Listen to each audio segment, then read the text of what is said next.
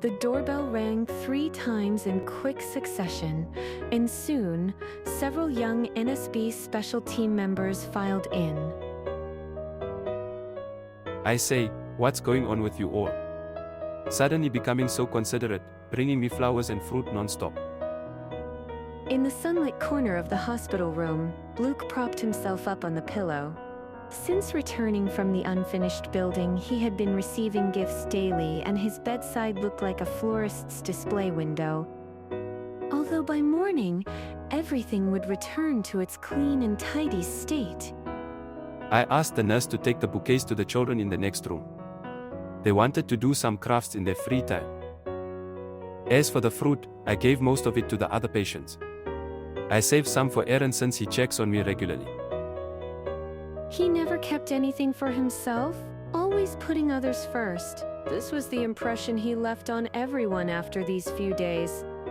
As a result, some members of the NSB special team had become curious about Luke. They wondered, was there any gift meaningful enough for Luke to keep for himself? Luke, apart from the usual care packages, is there anything else you'd like? Before the visit ended, one cheeky member of the team asked, There actually is. How about you use your expertise to distract the nurse in the hallway? And maybe hack the hospital surveillance system. So I could get out of bed and rejoin the team as soon as possible. Of course, it was just a joke. He was nowhere near ready to be discharged yet. Once the room had quieted down, Luke shifted slightly, his hand reaching beneath the pillow. Found it, he thought. Under the white blanket was a greeting card that came with the bouquet. As for the bouquet, it had been arranged and placed in a vase by the windowsill. The flowers still had some time before they began wilting, since the water was changed daily. As the visitors were all junior members of the NSB special team, they probably thought the simple vase was just a typical hospital decoration. He opened the card again. He had read it so many times that he could almost recite its contents by heart. Luke. With years of experience, Luke could tell at a glance that the writer had put considerable thought into it. In the end, the only words that had survived were these few. Waiting for your return. Everyone is really worried about you. There's a new flower shop downstairs from the law firm, and I couldn't resist picking up some flowers as I passed by. If you take good care of them, the flowers should last for a few days. A few days? She had seriously underestimated his gardening skill and attentiveness, Luke thought. The sunlight slowly drifted across the petals. Luke gazed at them for a moment before leaning back into the bed, where the card was hidden. It was intended to be a greeting card, but with its content, it felt more like a letter. Now, the real question was, should he take the time to write a proper reply?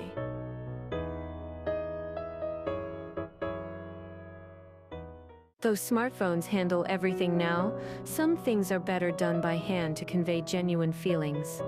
With no paper available, the back of the greeting card will have to suffice, he thought.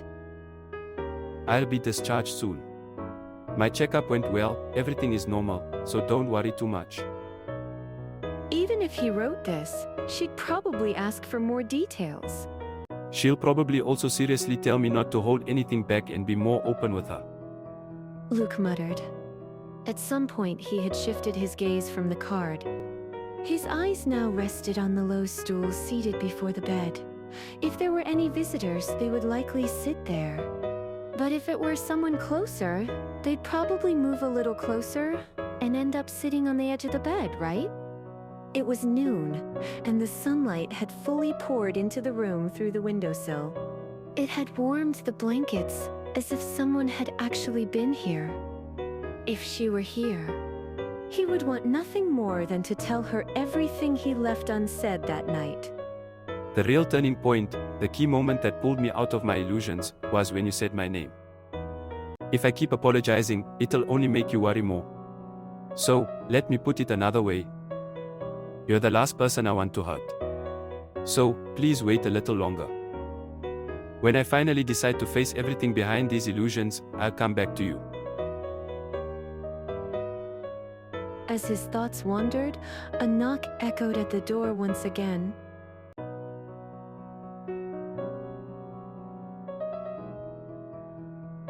During your stay, I don't want you to hide anything about your condition from me. Aaron's words lingered in the air as he left the room, drawing Luke into deep thought. However, the moment of contemplation didn't last long. Luke quickly unlocked his phone and scrolled to a particular chat window. I heard you. You were making too much noise and sneaking candy. He had expected the other person to reply after a while, but to his surprise, a new message quickly popped up. Guess I can't hide anything from a professional. Can you teach me some counter surveillance next time? We'll see. Luke exited the chat, then quickly returned to the conversation after a short moment. The person he was texting was also online, and soon after he received a cryptic message. What do I tell her later? If you have no request, I'll just improvise. Wait. Before the other person could continue, Luke quickly typed and hit send. Just say I'm recovering well. For real. Yeah. As for the rest, I'll find a chance to answer her questions in person. Luke waited for the reply, almost able to hear the skeptical hum from the other end. Alright, get out of the hospital soon, okay? Luke didn't actually need any reminder of that. After ending the chat, Luke relaxed his body and lay back on the bed, staring at the ceiling, which featured various fixtures, including the alarm system. This is not good. His professional instincts were kicking in. For a moment, he briefly considered how to escape the hospital, just like he'd joked to his team.